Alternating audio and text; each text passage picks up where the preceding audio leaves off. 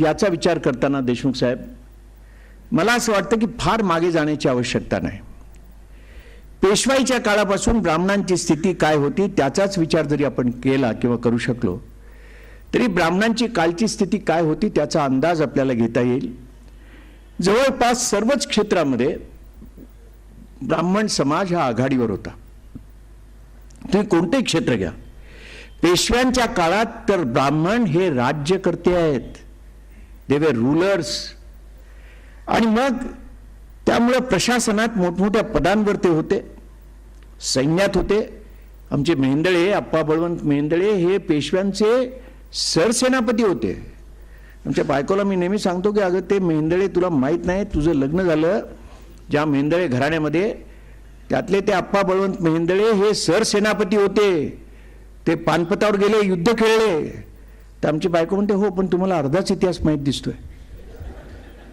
म्हणजे काय तर म्हणे ते शूर होते, वीर होते, पानपतावर गेले, युद्ध खेळले, सरसेनापती होते, बरोबर, पण ते तिथून पळून आले तुम्हाला ठाऊक दिसत नाही. म्हणून या ज्या गोष्टी आहेत मला तिला सांगावं लागतं की जाऊन दे, वाईट गोष्टी सोडून द्यायच्या, चांगल्या तेवढ्या लक्षात ठेवायच्या. तसं सरसेनापती पदावरती मेहेंदळे नावाचा ब्राह्मण होता त्या काळात. तुम्ही जर अप्पा बळवंत चौकाच्या आसपास गेलात, शनिवारवाड्याच्या आसपास गेलात तर तिथे सगळे ब्राह्मण सरदारांची घरं आहेत मित्रांनो. मग विंचुरकर असतील, मेहेंदळे असतील, नातू असतील, अशी सगळी घरं भोवताली तिथे आहेत. जसं आता मलबार हिलवर आपण गेलो की सगळ्या मंत्र्यांची कशी घरं दिसतात आपल्याला, तसं त्या काळामध्ये शनिवारवाडा हे जे सचिवालय आहे, हे जे मंत्रालय आहे त्या काळातलं, त्याच्या भोवती हे सगळ्या ब्राह्मण समाजातली मंडळी आहेत. पेशवाई बुडाली 1818 साली म्हणून ब्राह्मण समाज मागे हटला नाही. ब्राह्मण समाज हा त्या काळातही पेशवाई नंतर सुद्धा ब्रिटिश आल्यावर खूप ताकदीनं समाजाचं काहीतरी भलं करतो आहे. आणि म्हणून मला असं वाटतं की प्रत्येक क्षेत्रामध्ये तो त्या काळात दिसतोय. त्या काळातही तो आघाडीवर आहे, नुसता दिसत नाहीये तर तो आघाडीवर आहे मित्रांनो. ही आघाडी स्वातंत्र्य चळवळी सुरू झाल्या त्या काळातही आहे. वासुदेव बळवंत फडके ब्राह्मण, स्वातंत्र्यवीर सावरकर ब्राह्मण. काल मी एका नाट्य स्पर्धेचा परीक्षक होतो शासनाच्या, तिथे प्रपोजल नावाचं कॉल गर्लच्या जीवनावरती एक नाटक झालं.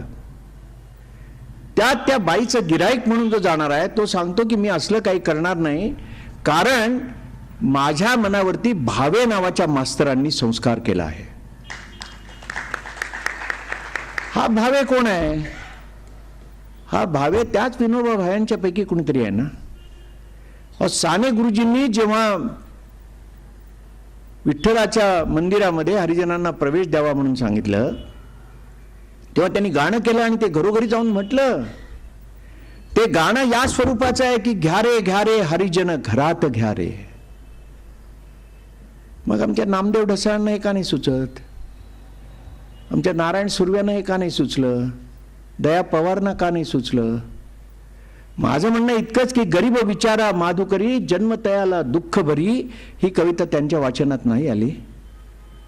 समाजामध्ये एकोपा निर्माण व्हायचा असेल तर या पद्धतीची मांडणी करायला पाहिजे की या साने गुरुजी नावाच्या ब्राह्मण माणसानीच घ्या रे हरिजन घरात घ्या रे अशा पद्धतीचं गाणं मांडलं.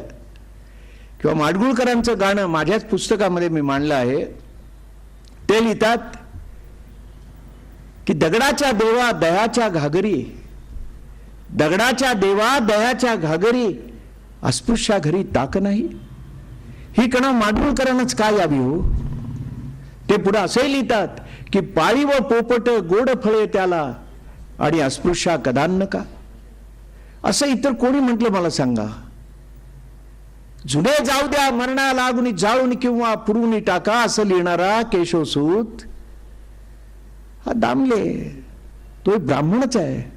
समाजाचं प्रबोधन करणारी सगळी माणसं त्या काळामध्ये, मग ते क्रांतिकारक असोत किंवा समाज प्रबोधक असोत.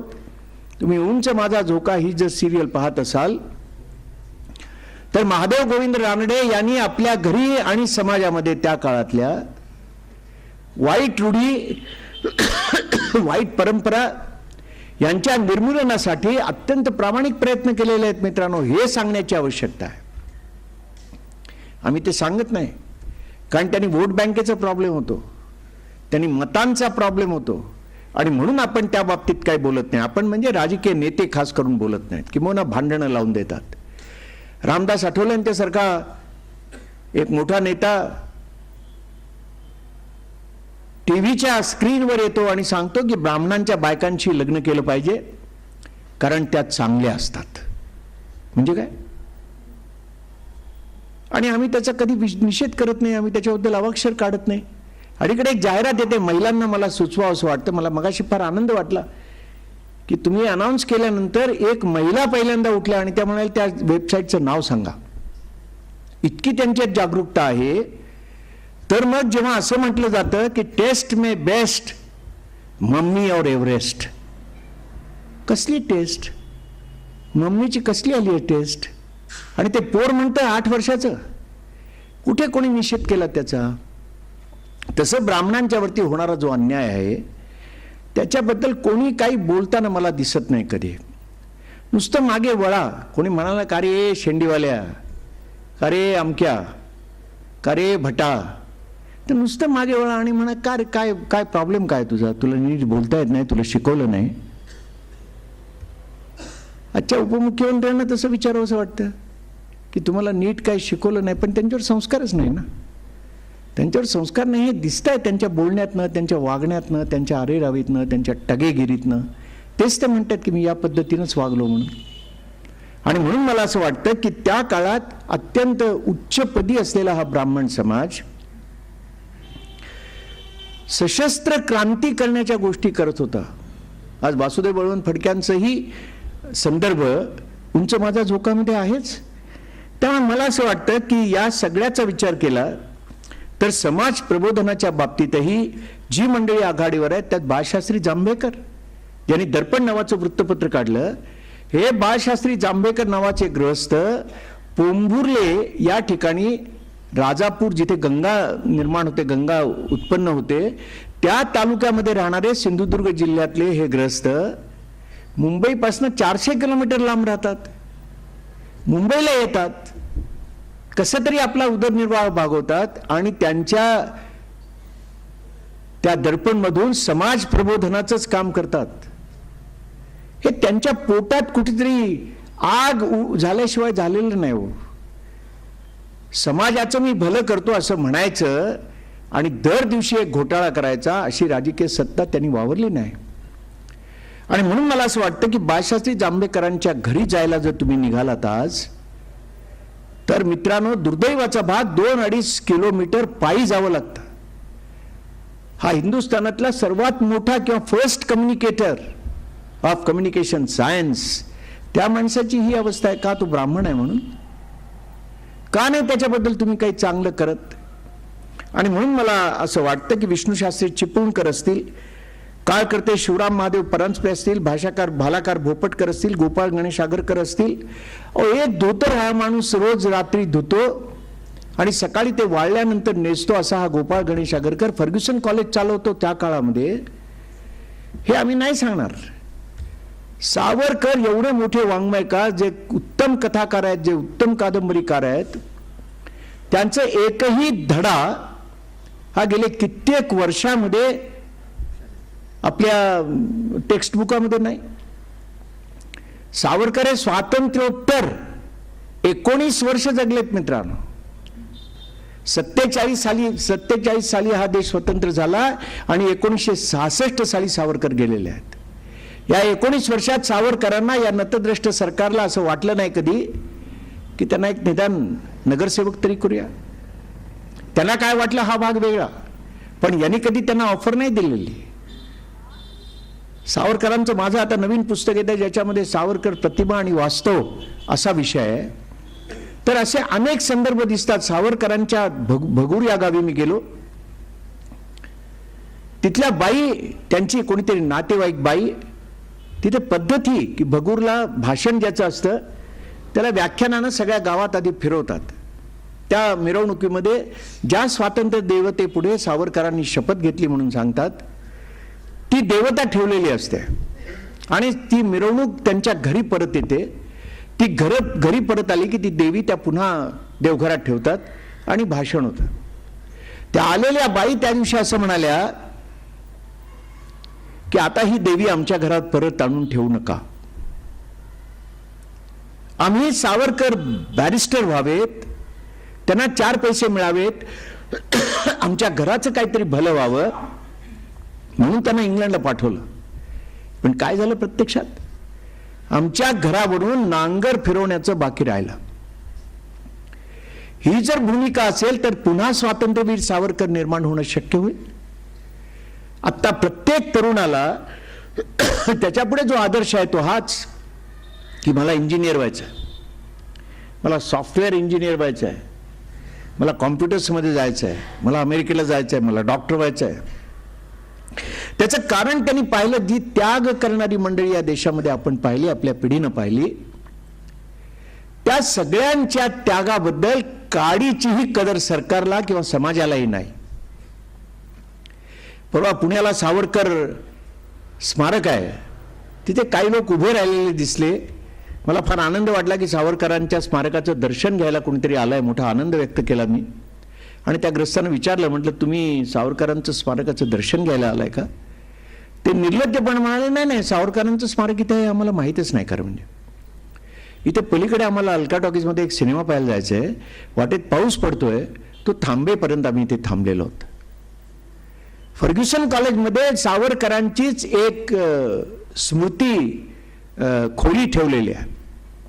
ते ज्या हॉस्टेलमध्ये राहत होते त्या हॉस्टेलमध्ये सावरकरांची एक खोली फर्ग्युसन कॉलेजनी, डेक्कन एज्युकेशन सोसायटीनी जपून ठेवलेली आहे. कोणी जात नाही तिथे, कोणी सावरकरांचं दर्शन घ्यायला जात नाही. पण असं जर ठरलं की त्या खोलीचं दर्शन घेऊन आलात आणि तसं सर्टिफिकेट त्या चौकीदाराकडनं आणलं, तर देशपांडे साहेब तुमच्या नातवाला 2% मार्क जास्त मिळतील. तर तिथे सकाळपासून रीग लागेल. आपण इतके स्वार्थी आणि इतके स्वतःभोवती फिरणारे झालेलो आहोत.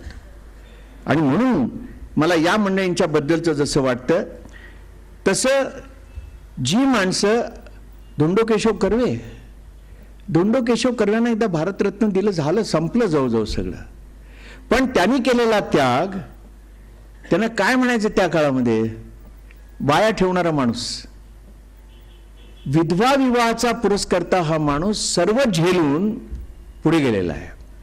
आणि म्हणून बाया कर्वे, त्यांची पत्नी असेल, शकुंतलाबाई परांजपे असतील, आनंदीबाई जोशी असतील, राजकारणाच्या आखाड्यात मी स्वतः पाहिलेली जी माणसं होती ती ब्राह्मण समाजातली होती आणि उत्तुंग काम करीत होती. मित्रांनो, नवी गाडगे होते जे काँग्रेसचे होते पण उत्कृष्ट काम करायचे. त्या काळात घोटाळा किंवा करप्शन हा शब्दच जवळजवळ नव्हता.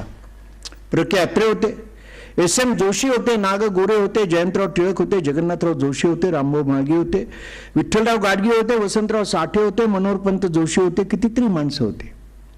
कुठे गेली ती? आणि त्यांची रिप्लेसमेंट कुठे आहे?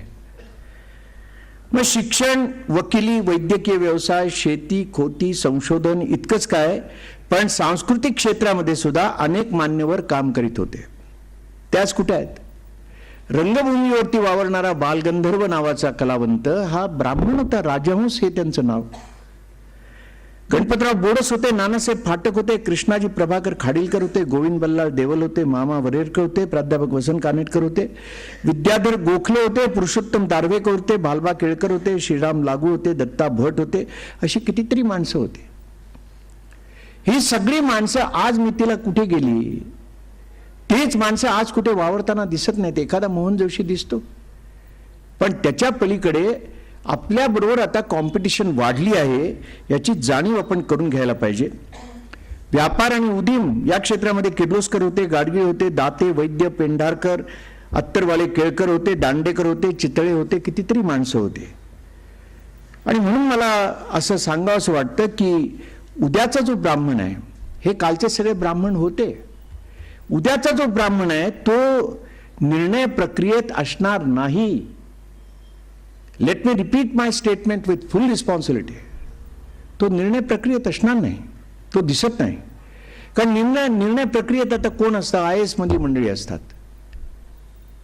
जी MPSC मधनं पास होतात ती असतात आणि मंत्रिमंडळी असतात. मुळामध्ये विधानसभेमध्ये आता महाराष्ट्रातून निवडून आलेले ब्राह्मण किती सदस्य आहेत? तर काहीच नाहीत. अशा परिस्थितीमध्ये तो प्रशासनात असणार नाही, प्रशासन प्रक्रियेमध्ये असणार नाही.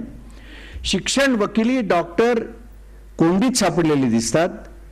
4 ब्राह्मणांची मुलं ही अमेरिकेत शिकतात, यावरती धन्यता मानण्यात अर्थ नाही. तो खोटा दुराभिमान आहे मित्रांनो. असं जर कोणाला वाटलं की नाही आमची मुलं तिकडे जातील आणि पैसे मिळवतील, दॅट्स रॉंग. उद्या तिथे जर काही प्रॉब्लेम निर्माण झाला तर त्या मुलांना परत यावं लागेल. ते काय त्या देशाचे नागरिक नाहीत. त्याच्यामुळे अशा सगळ्या परिस्थितीमध्ये मला असं दिसतं की या सर्वासाठी दबाव गट निर्माण करण्याची गरज आहे. आणि तो दबाव गट या पद्धतीचा असावा की दर पाडव्याला त्या त्या गावामध्ये आपण एक छानपैकी मिरवणूक काढावी. काय 10 माणसं येतील, 15 येतील, 20 येतील, पण त्याचा काय उपयोग? काय करायचं मिरवणूक काढून? आमच्या पुण्यामध्ये फार आहे. पुण्यामध्ये याचा काय उपयोग असं विचारतातच. तुम्ही काही करा. माझ्याकडे एक मित्र आले. आमच्या बायकोनी थंडीचे दिवस होते, गरम पाणी केलं त्यांना पाय धुवायला, आणि ती म्हणाली की गरम पाणी केलंय भाऊजी, तुम्ही पाय धुवून घ्या. ते भाऊजी म्हणाले की मी घेतो पाय धुवून, पण या गरम पाण्याचा उपयोग काय? ते काय पायावर राहणार आहे थोडंच. ती काय बोलली नाही. थोडा वेळाने चहा केला. चहा घेतो म्हणाले, पण चहाचा तरी उपयोग काय? मग आम्ही बाहेर पडलो. म्हटलं चला तुम्हाला बालगंधर्व थिएटर दाखवतो. बालगंधर्व थिएटर त्यांना दाखवायला नेलो. तिथे तुम्ही बघा 2 गंधर्वांची सुंदर चित्र लावलेली आहेत, एक पुरुष वेशातलं, एक स्त्री वेशातलं. ज्यांना माहीत नाही आणि ते त्यांच्याबरोबर ज्यांच्याबरोबर येतात त्यांनाही ठाऊक नाही, ते दणकून सांगतात, हे मिस्टर बालगंधर्व आणि या मिसेस बालगंधर्व देतात. सांगून म्हणतात बघून नंतर काय व्हायचं ते. मग मी त्यांना ती दाखवली चित्र. म्हटलं ही देऊस्कर नावाचे गोपाळ देऊस्कर फार मोठे चित्रकार होते, त्यांनी काढलेत. तर त्यांनी पाहिले वगैरे, म्हणे छान आहे चित्र, छान आहेत, पण याचा उपयोग काय म्हणाले चित्रांचा. मग थोड्या वेळाने आम्ही बाहेर आलो. कृष्णा मास्तरचा त्यांना पुतळा दाखवला, पलसकरांचा दाखवला, सगळं थिएटरचा आवार दाखवलं. चांगलं चांगलं म्हणाले, नाटक पाहायला छान आहे हे सगळं, पण याचा उपयोग काय? मग मी त्यांना म्हटलं तुम्ही सगळंच याचा उपयोग काय त्याचा उपयोग काय करता, तुमचा तरी काय उपयोग आहे? पण या पद्धतीनं आपण विचार नको करूया. संघटन आता आवश्यक आहे ते याकरता की दर शुक्रवारी तुमच्या इथे असेल, आमच्या मुंबईतही आहे, पुण्यातही आहे, प्रत्येक जिल्ह्यामध्ये आहे. दर शुक्रवारी 1 वाजताच्या सुमाराला टोप्या वगैरे घालून आपली व्हिजिबिलिटीज दाखवण्याचा प्रयत्न केला जातो. आपण गाफील नका राहू, रात्र वैर्याची आहे. आणि मी एवढ्याकरता सांगतो आहे की ही व्हिजिबिलिटी आपण दाखवित नाही. आणि काय करायचं मिरवणूक करून? काय मंडळी सांगत होते मिरवणूक काढा, मिरवणूक, ते काय येणार आहेत मिरवणुकीला इथे मुंबई. तो भाग वेगळा. पण मला संघाच्या लोकांचं कौतुक वाटतं की ते 2 माणसं असली ना तरी शाखा भरवतात. 1 माणूस असला तरी तो स्वतः ऑर्डर देतो. संघदक्ष. संघदक्ष म्हणजे कोण? तो एकटाच, पण तो ते करत असतो.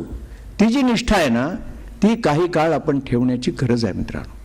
आणि म्हणून मला असं वाटतं की सर्वप्रथम आपलं एक उत्तम संघटन व्हायला हवं. आपल्या जमातीतल्या मंडळींच्यावर टीका करणं हे थांबवण्याची गरज. त्याला काय कळते असं काहीतरी बोलू नका, ते बरं नाही. ते करतायत ना. रास्ते चले जो गिरे ताको नाही दोष, कबीर म्हणतो. रास्ते चले जो गिरे ताको नाही दोष, कहे कबीर जो बैठा रहे तासिर करडे दोष. जो चालणार तोच पडणार हो. शरद पवार म्हणतील की मग म्हणून तर आम्ही सरकार चालवतो. चालवलं पाहिजे ना कोणीतरी. ते खरं नाही, ते खरं नाही. पण आपण चालवलं पाहिजे ते याकरता की अशी टीका आपापसात करू नका. ते शेवटी विघटनाकडे जाणार आहे. हवेत उगाचच बार उडवू नका. त्याची आवश्यकता आहे असं मला वाटत नाही. ही परिस्थिती बदलायची जी आहे आत्ता ती, तर मला काही सूचना कराव्याशा वाटतात ज्याच्यामध्ये संघटनाला पर्याय नाही हे सर्वांनी आता लक्षात घेण्याची आवश्यकता आहे. 1 महिन्यातनं मगाशी आमच्या सूत्रसंचालकांनी सांगितलं, सुरुवातीला ज्यांनी प्रास्ताविक केलं त्या सतीश शिरडकरांनी पण सांगितलं की आम्ही दर महिन्यात एकदा जमतो, 2 महिन्यांनी जमतो. ते जमणं आवश्यक आहे. शेअरिंग हा त्यातला महत्त्वाचा भाग आहे की तुमच्याकडे काय चाललंय, माझ्याकडे काय चाललंय. त्यानंतर शक्ती प्रदर्शनाशिवाय पर्याय नाही. हे शक्ती प्रदर्शन आपल्याला माहित आहे की आपण 2% सुद्धा नाही, पण असं जर त्या मोहल्ल्यामध्ये ठरलं की इथे आपली 10,000 तरी मतं आहेत, तर we can change the balance. आणि म्हणून आपली शक्ती, नाहीतर सगळ्याच पक्षामध्ये ब्राह्मणही आहेत, सगळ्याच पक्षामध्ये दलित आहेत, सगळ्या पक्षामध्ये ओबीसी आहेत, सगळेच आहेत. पण आधी मीटिंग करून आपण ठरवू शकतो की आपल्याला ह्या पद्धतीनं मतदान करायचं. जो माणूस मतदान करतात म्हणजे झाले 2.5 लाख. त्यातले निवडून यायला तुमच्याजवळ किती पाहिजेत? 1,25,000. त्यातही ते विखुरलेले असतात. कोण या पक्षाला देतो, कोण त्या पक्षाला देतो, कोण त्या पक्षाला देतो. म्हणजे 60-70 हजार मतं तुम्हाला मिळाली की तुम्ही निवडून येता. म्हणजे 60-70 हजार पोचणं हे त्या संबंधित माणसाला अवघड नसतं. आणि म्हणून तो आपल्याकडे येऊन कधी म्हणत नाही की मला मत द्या म्हणून. त्याची ठरलेली माणसं असतात, ती बरोबर निवडून येतात. मला असं वाटतं की उद्या अण्णा हजारे किंवा तो अरविंद केजरीवाल कितीही म्हणाले ना, तर ते निवडून येणं अवघड आहे. कारण त्यांची पॉकेट्स एवढी पक्की आहेत आणि आपल्या समाजातली माणसं पण त्या गोष्टींना एवढी चटावलेली आहेत की तेच करून ती माणसं निवडून आणतात. हे कुठेतरी थांबण्याची गरज आहे. राजकारणात शिरलं पाहिजे असं मला वाटतं, पण ते किती शक्य आहे त्याचा विचार करायला हवा. त्याचं कारण असं की मुळातच ब्राह्मण म्हटलं की त्याला बाजूला केलं जातं हे दिसतं आहे. त्यामुळे काय पद्धतीनं त्यात जाता येईल, प्रशासनिक जागा कशा मिळवता येतील. भले तुम्ही किती मोठे इंजिनियर व्हा, कुठेही फर्म काढा, अमेरिकेत जा, पैसे मिळवा, पण तुम्हाला 7-12चा उत्तरा एका विशिष्ट मंडळींच्याकडनंच घ्यावा लागतो. हे जेव्हा दिसतं तेव्हा कमीपणाचं वाटतं. आपल्याला 80% मार्क आहेत आणि पुढे ज्याला ॲडमिशन मिळाली त्याला 40% मार्क आहेत, हे जेव्हा कळतं तेव्हा ती जी दुःख आहेत ती जर काढायची असतील तर IAS मध्ये आपण परिश्रमपूर्वक गेलं पाहिजे असं मला सुचवावं असं वाटतं. युवकांचा सहभाग या संबंध यंत्रणेमध्ये वाढवण्याची गरज आहे असंही मला वाटतं. आणि त्यासाठी हळदी कुंकू समारंभ, सत्यनारायणाची पूजा हे सगळे कम्युनिकेशनचे फॅक्टर्स आहेत मित्रांनो.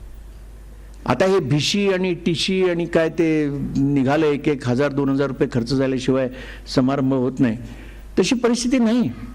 काय आहे हळदी कुंकवामध्ये? किती सोपा प्रकार आहे हो हळदी कुंकू हा. त्या काळातल्या 8-9 वर्षाच्या या तुम्ही उंच माझा झोकामध्ये ज्या मुली पाहता ना, त्या तुमच्या घरी येतात, ती माहेरवाशीण होऊन जाते, एवढी बारीक ती खिरापत तयार करते. आमच्या पुण्यातली खिरापत तुम्ही डोळ्यासमोर नका आणू, कारण तिथे सफरचंदाच्या एवढ्या छोट्या फोडी केल्या जातात देशमुख साहेब की त्यापेक्षा छोट्या फोडी होणं शक्य नाही. पण तसं यामध्ये नसतं. त्या फोडी त्या लपवायच्या. त्या सगळ्या फोडींनी एक पाट घ्यायचा, त्या पाटावरती हत्ती काढायचा, सगळ्यांनी फेर धरायचा आणि गाणी म्हणायची भोंडल्यातली. काय सुंदर गाणी हो, काय सुरेख कम्युनिकेशन. 1 लिंब झेलू बाई, 2 लिंब झेलू, 2 लिंब झेलू बाई, 3 लिंब झेलू, 3 लिंब झेलू बाई, 4 लिंब झेलू, 4 लिंब झेलू बाई, 5 लिंब झेल. मग ती म्हणते 5 लिंबाचा पानुठा माळ घाली हनुमंता, हनुमंताची निळी घोडी येता जाता कमळ तोडी, कमळाच्या पाठीमध्ये लागली राणी, अगं राणे इथं कुठं पाणी नव्हे, यमुना जमुना यमुना जमुनाची बारीक वाळू, तेथे खेळे खिलार. कसलं गाणं आहे? 1 लिंब झेलू बाई, 2 लिंब झेलू. औरंगाबाद सारख्या ठिकाणी देशपांडे साहेब 5,000 लिंबापर्यंत म्हणता येईल ना. ते लिंबांना काय तोटा, पण त्यात एक प्रकारचा रिदम आहे. 1 लिंब झेलू बाई, 2 लिंब झेलू, 2 लिंब झेलू बाई, 3 लिंब झेलू, 3 लिंब झेलू बाई, 4 लिंब झेलू, 4 लिंब झेलू बाई, 5 लिंब झेलू. मग ती म्हणते 5 लिंबाचा पानुठा माळ घाली हनुमंता. कोण हनुमंता? बायका कित्येक वर्ष भोंडला करतात, कधी विचारत नाही की हनुमंता कोण. बरं, हनुमंताची निळी घोडी असे कधी पाहिलं तुम्ही? निळ्या रंगाची घोडी. घोडी काळी असते, चॉकलेटी असते, पांढरी असते, ठिपक्यांची असते, पट्ट्यांची असते, पण निळ्या रंगाची कधी नसते. बरं, हनुमंत करतो काय? येता जाता कमळ तोडी. हा हनुमंता कमळ कशाला तोडतो? तो काय बीजेपीचा कॅन्डिडेट आहे? पण हे गाणं काय, किंवा अशी कितीतरी गाणी एकमेकांच्या भावना व्यक्त करण्यासाठी होते मित्रांनो. अक्कन माती चिक्कन माती अशी माती सुरेख बाई खळगा तो खणावा, असा खळगा सुरेख बाई जात ते रवाव, असं जात सुरेख बाई दळण दळाव, असं दळण सुरेख बाई करंजा कराव्या, अशा करंजा सुरेख बाई माहेरी धाडाव्या, असं माहेर सुरेख बाई खायाला सापडत, असं सासर द्वार बाई कुंडोनी मारित. हे तरी कुठून आलो इतकं सुंदर कम्युनिकेशन? नाही तर मला सांगा, सत्यवान सावित्रीची गोष्ट काय हो? कोण होता सत्यवान? माझ्या माहितीप्रमाणे सत्यवान हा मध्य प्रदेश आणि बिहारच्या बॉर्डरवरती लाकडं तोडणारा एक साधा लाकूड तोड्या होता. लाकडं तोडता तोडता ऐन उष्म्याच्या महिन्यात तो ज्येष्ठावरून खाली पडला, त्या झाडावरून खाली पडला. सावित्री डॉक्टर नव्हती, तिच्याजवळ स्टेथोस्कोप नव्हता, तिला नाडी परीक्षा नव्हती. तिनं पाहिलं ज्या अर्थी नवरा निश्चित पडला आणि हालचाल करीत नाही, त्या अर्थी बहुधा मेला असावा. म्हणून तिनं ओढत ओढत ओढत ओढत आपल्या नवऱ्याला एका वडाच्या झाडाखाली आणलं. वडाचं झाड मित्रांनो प्रचंड प्रमाणात ऑक्सिजन देतं. त्या काळातलं ते ICU, तो ऑक्सिजन मिळाल्याबरोबर सत्यवान शुद्धीवर आला, जिवंत नाही झाला. पण आमच्या वडिलांसाठी जी कीर्तनकार मंडळी होती ना, त्यांनी या सगळ्या कथेमध्ये मसाला भरला आणि त्यांनी काय सांगितलं? सावित्रीच्या पातिव्रत्यामुळे आणि सत्यवान जिवंत झाला, पुंडली कवरदा हरी विठ्ठल. आणि मग आधुनिक काळातली सगळी सावित्री मंडळी एवढी वडाची फांदी घेऊन ज्येष्ठी पौर्णिमेला त्या फांदीचीच पूजा करून आपल्या नवरो मंडळींना वठणीवर आणण्याचा प्रयत्न करू लागले. त्यामुळे मला असं वाटतं की हा जो हळदी कुंकवाचा प्रकार आहे किंवा सत्यनारायणाची पूजा आहे किंवा सर्वांनी एकत्र येण्याचं काही ना काहीतरी निमित्त शोधणं आहे, ते संवाद होण्यासाठी गरजेचं आहे. आणि म्हणून तो संवाद जर व्हायचा तर अशी एखादी विश्व ब्राह्मण सेवाभावी संस्था ही अस्तित्वात असली पाहिजे. त्यांनी उत्तम प्रकारचं काम केलं पाहिजे. आज मला असं वाटतं की आपण सगळ्याच क्षेत्रातून बाहेर फेकलो जातोय मित्रांनो. साध्या ST स्टँडवरती आपला कोणी प्रमुख नाही, निदान मला तरी दिसत नाही. नंतर आपण राजकारणात नाही, समाजकारणात नाही, अर्थकारणामध्ये नाही, कुठेच नाही. शिक्षणाच्या, संस्कृती संवर्धनाच्या, संगोपनाच्या क्षेत्रातूनही आपलं उच्चाटन होत आहे. कुणामुळं कशामुळं घडतंय हे याचा विचार व्हायला हवा. आपण काही प्रपोज केलं की ते धुडकावून लावलं जातं. कुठे गेले आपल्यामधले क्रांती सूर्य? कुठे आहेत वासुदेव बळवंत फडके, बाकीची मंडळी? कुठे आहेत काकासाहेब गाडगे, चिंतामणराव देशमुख? कुठे आहेत विष्णुदास भावे, अण्णासाहेब किर्लोस्कर? कुठे आहेत शंतनुराव किर्लोस्कर? कुठे आहेत पेंढारकर किंवा नाटकवाले, चित्रपटवाले? कुठे गेले राजा परांजपे, शरद तळवलकर, राजा गोसावी? सगळी ब्राह्मण मंडळी आहेत. एकेकाळी डॉक्टरी व्यवसायात, वकिलीत, शिक्षणात, सामाजिक कामात आपली मक्तेदारी होती मित्रांनो. आज कुठे आहे ती? कुठे गेली ग दि माडगूळकर, इंदिरा संत, सुरेश भट यांच्यासारख्यांची प्रतिभा? जो मनुष्य हे लिहितो की दोन ओंढक्यांची होते सागरात भेट, एक लाट तोडी दोघा पुन्हा नाही गाठ, क्षणिक तेवी आहे बाळा मेळ माणसांचा, पराधीन आहे जगती पुत्र मानवाचा. हे लिहिणारे माडगूळकर आता कुठे जवळपास दिसत नाहीत. मग काय काय कविता असतात. आणि काय, एक जण आले आमचे मित्र, मला म्हणले तुम्हाला कविता म्हणून दाखवतो. तर नाहीतरी कसं म्हणणार, मित्रच होते ते. म्हटलं म्हणा, काय कविता हो? होते जांभळे आकाशवरती, होते जांभळे आकाशवरती, लाल झाले पाणी खालती. वरती जांभळं आकाश आहे तर पाणी लाल कसं होईल? पण कोण विचारणार? तर ती ही मंडळी गेली कुठे? सुरेश भटांच्या सारखा माणूस काय कवी होतो. अमरावतीचा हा सुरेश भट नावाचा कवी काय लिहायचा तो? आम्ही जिवंत राहू, आम्हीच ते उद्याचे आकाश रंग पाहू, आम्ही जिवंत राहू, आम्ही असू दरिद्री, आम्ही असू दरिद्री आम्हान भीती भाती, आम्ही असेच राहू मातीमधील माती. हे सोसणे युगांचे, हे सोसणे युगांचे, थोडे अधिक साहू आम्ही जिवंत राहू. त्यांची परस्परांची पूजा सुरूच राहू, त्यांची परस्परांची पूजा सुरूच राहू. आम्ही कधी न फोडू त्यांच्या पुढ्यात टाहो. ही हिंमत दाखवणारा हा सुरेश भट नावाचा कवी आता आमच्यात कुठे आहे? आपल्याला सर्वसाधारणपणे उद्धट किंवा फटकून वागणारे असं मानलं जातं मित्रांनो. ती जी आपली इमेज आहे, ती जी आपली प्रतिमा आहे, ती कोणत्याही परिस्थितीत आपल्याला बदलण्याची गरज आहे असं मला वाटतं. एकेकाळी अटकेपार झेंडे फडकवण्याचं काम करणारे पेशवे आज कुठे आहेत? आज किती केंद्रीय मंत्री आहेत? त्या केंद्रीय मंत्र्यांमध्ये ब्राह्मण माणूस नाहीच आहेत. वसंत साठे होते, त्याच्यानंतर तर कोणी नाही.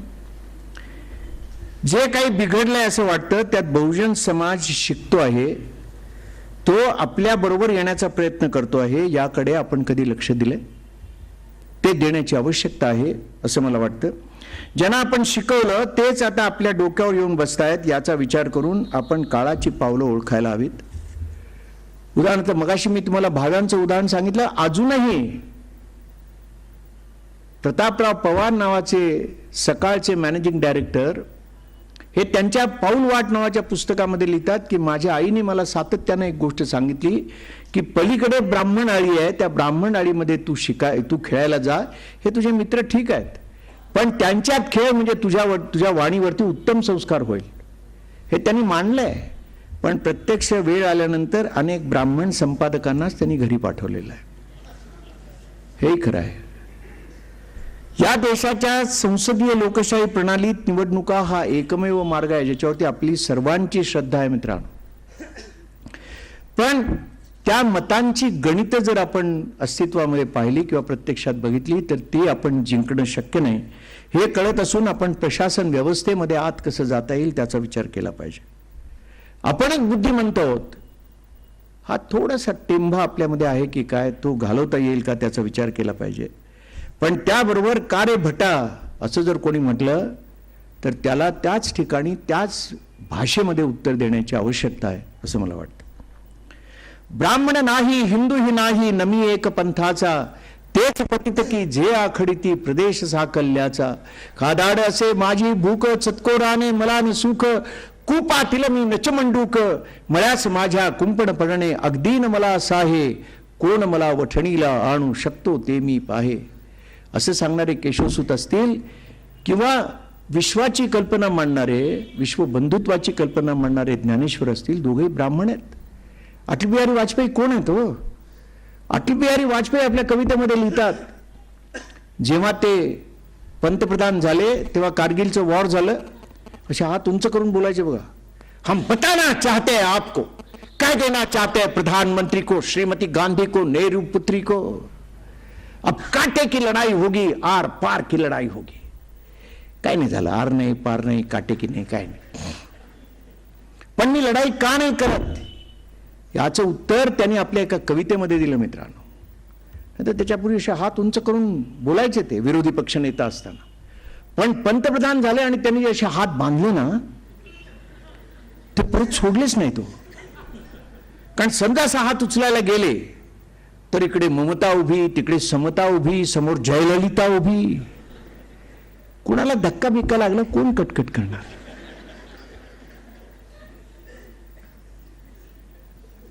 धक्का न लागता या बायकांनी एवढ्या कटकटी केल्या. धक्का लागल्यावर काय केलं असतं? पण त्या काळात ते म्हणाले की मी युद्ध नाही करणार. आणि त्याचं कारण त्यांनी आपल्या कवितेमध्ये सांगितलं की पाकिस्तान बरोबर मी युद्ध नाही करणार. का नाही? ते लिहितात, भारत पाकिस्तान पड़ोसी साथ साथ रहना है. भारत पाकिस्तान पड़ोसी साथ साथ रहना है. प्यार करे या वार करे दोनों को ही सहना है. 3 बार लड़ चुके लड़ाई 62, 65, 71. 3 बार लड़ चुके लड़ाई कितना महंगा सौदा है. बम रूसी हो या अमेरिकी खून एक ही बहना है. तुम्ही आठवा मित्रांनो, बेनजीरला कराचीमध्ये मारलं, तिच्या रक्ताचा रंग लालच होता आणि पेरंबदूरमध्ये राजीव गांधींना मारलं, त्यांच्याही रक्ताचा रंग लालच होता. म्हणून ते लिहितात की बम रूसी हो या अमेरिकी, खून एक ही बहना है. आणि सर्वात शेवटी सांगतात जो हम पे गुजरी बच्चों के संग न होने देंगे, विश्व शांति के हम साधक जंग न होने देंगे. म्हणून ते युद्ध करत नाहीत. पण मुशर्रफ हा काही ब्राह्मण नाही, त्याला एक कविता कळली पण नाही आणि तो असं बोलू पण शकणार नाही. आणि म्हणून मला असं वाटतं की ज्ञानेश्वर असोत, तुकाराम असोत, वाजपेयी असोत, यांनी ज्या पद्धतीची समाजात मांडणी केली ती एकोपा निर्माण करण्यासाठी केली. ब्राह्मणांनी भांडणं लावली नाहीत. I repeat my statement. Namdev Dhasal परवा पुण्यामध्ये बोलताना म्हणाले की नाही, आमचा राग ब्राह्मणांच्यावर नाही. ते बाकी जाहीरपणे बोलत नाही, तो असं बीत बोलतात की हे बोलू का नको, मतं मिळतील का, नाही मिळणार का, अमकं का तमकं का. आणि म्हणून मला असं वाटतं की केशवसुतांची कविता जेवढी महत्वाची तेवढीच जाती जमातींच्या संघटना ज्या फोफावत आहेत त्यांच्या तुलनेमध्ये ब्राह्मणांची संघटना ही अधिक प्रभावी होण्याची गरज आहे. मित्रांनो, आपल्याजवळ काय नाही, आपल्याजवळ बुद्धिमत्ता आहे, आपल्याजवळ पैसे आहेत, आपल्याजवळ संघटन कौशल्य आहे, आपल्याजवळ खरं म्हणजे संघाचा थोडासा बाज आहे. संघातली मंडळी अतिशय उत्तम संघटक आहेत, पण इतकं असूनही ती निवडणुकीत मात्र प्रभावी ठरत नाहीत, याचा विचार त्यांनी करायला पाहिजे. आणि तसं मला वाटतं की एकतर संघटना सामर्थ्यवान आणि सामर्थ्यवान संघटनेचा उपयोग काय याचा विचार सातत्यानं होण्याची गरज आहे. मित्रांनो, सामर्थ्य आहे चळवळीचे जो जे करील तयाचे, असं आपण म्हणतो. ज्या रामदास स्वामींनी काय सांगितलं आपल्याला, मना सज्जना भक्ती पंथेची जावे, तरी श्रीहरी पाविजे तो स्वभावे, जनी निंद्यते सर्व सोडून द्यावे, जनी वंद्यते सर्व भावे करावे. या चूक काय? पण विखार पसरवणारी माणसं रामदास स्वामींना लुटारू म्हणतात, हा भडबुंजा होता, हा चोर होता म्हणतात, हा बलात्कारित माणूस आहे असंही म्हणतात. आणि शेवटी पुस्तकाला नाव पुस्तक आहे मित्रांनो, त्या पुस्तकाचं नाव आहे भांडारकर तो झाकी है, तो शनिवारवाडा बाकी है. आणि त्याच्यावरती ज्यांनी याच्यामध्ये घुसखोरीचा प्रयत्न केला भांडारकर इन्स्टिट्यूटमध्ये, त्यांची क्रांतिकारकांची चित्र छापावी तशी चित्र छापलेली आहेत मित्रांनो. तो म्हणजे हो का, आम्हाला काही कल्पना नाही, त्यात सोडून द्यावं, काय एवढं सोडून द्या. अरे सोडून द्या नाही, even if lies told 10 times it finally becomes truth. त्यामुळे आपल्या मुलांना सांगण्याची आवश्यकता आहे, त्या मुलांना समजावून सांगितलं पाहिजे की अरे नाही, आपण ज्या समाजामध्ये निर्माण झालो त्या समाजाचं बरं वाईट आपण पाहिलं पाहिजे. आणि म्हणून मला असं वाटतं की आपली शक्ती सातत्यानं दिसेल. हे आज देखील मला माहीत नाही तुम्ही मिरवणूक वगैरे काढली की नाही, पण देशपांडे साहेब कमी लोक येतील सुरुवातीला, पण मेक इट ए पॉइंट की दर पाडव्याला एक ब्राह्मण समाजाची मिरवणूक निघते. ती एका मंदिरापासून दुसऱ्या मंदिरापर्यंत ठेवा किंवा कलेक्टर कचेरी पण ठेवा, कुठपर्यंतही ठेवा, पण या पद्धतीनं आपली ताकद दाखवण्याची गरज आहे. हे ब्राह्मणांच्या मदतीनं शिकलेलेच नेते आता आपल्याला तुच्छ लेखताना दिसतात. यशवंतराव चव्हाण असं नसते बोलले हो की मी अमके करीन आणि तमकं करीन, त्या धरणात जाऊन मी अमुक करीन, असं ते बोललेच नसते. शरद पवार नसते बोलले, कारण त्यांच्या भोवती जी मंडळी होती ना ती सुसंस्कारित होती. शरद पवारांना गोविंद तळवलकरांच्या सारखा गुरु भेटलेला होता. त्याच्याही आधी लक्ष्मण शास्त्री जोशींच्या सारखा गुरु हा यशवंतराव चव्हाणांना भेटला होता. त्याने असं नसतं शिकवलं त्यांना. म्हणून भोवताली चांगली माणसं जर भेटली तर त्या माणसांच्यातनंच समाज घडत असतो. आणि ही जी बहुजन समाजातली माणसं असं वेडं वागत आहेत, त्यांना ब्राह्मणांनी लीड देणं, त्यांना ब्राह्मणांनी मार्गदर्शन करणं हे आवश्यक आहे असं मला वाटतं. आपण एकमेकांची विचारपूस करायला पाहिजे. म्हणजे SMS पाठवायच्या सारखा असा त्याचा अर्थ नाही हो. SMS according to my conception is not a communication, it's not way of communicating. SMS is a passing of information. पण माझे हृदयचे तुझे हृदय घालितो म्हणजे काय, त्याचा विचार व्हायला पाहिजे. आणि त्या पद्धतीनं आपण एकमेकांना भेटलं पाहिजे. विद्यार्थ्यांचा गुणगौरव, सामूहिक मुंजी, लग्न, वधूवर सूचक मंडळं, जिल्ह्याच्या नित्याच्या गोष्टी व्हायला हव्यात, याच्यामध्ये काही शंका नाही. परंतु मला असं वाटतं की आय एस अधिकाऱ्यांची आहे किंवा असते, आय एस अधिकारी तुम्हाला कधी संघटना करताना किंवा बोलताना दिसणार नाहीत. पण मी 62च्या बॅचचा माझा जो मित्र आहे त्याला सांगतो, असं ते म्हणतात आणि बरोबर काम होतं त्यांचं. त्या पद्धतीनं की हे देशमुखांनी सांगितलं ना, मग देशपांड्यांनी ते काम केलं पाहिजे. देशपांड्यांनी सांगितलं ना, मग ते देशमुखांनी ते काम केलं पाहिजे. अशी एक अंडर करंट ज्याला म्हणता येईल, त्या पद्धतीची यंत्रणा उभारता येईल का ते आपल्याला पाहिलं पाहिजे. जुने जाऊ द्या मरणा लागुनी जाळूनी किंवा पुरुनी टाका असं म्हणताना ज्या रूढी परंपरा आपल्याला वाईट दिसतात, विचित्र वाटतात, त्या आपण संपवण्याचा प्रयत्न केला पाहिजे. संगणकाच्या माध्यमातून मला सोनवण्यांचं कौतुक करावं असं वाटतं की त्यांनी या पद्धतीनं वेबसाईट उभी केली आहे. त्यात जर डेटाबेस तयार झाला तर त्यातून बरंच काही निघू शकेल. ब्राह्मण मध्यवर्ती संघटनेशी सर्वांनी संलग्न होण्याची आवश्यकता आहे आणि ते तुम्ही कराल असं मला वाटतं.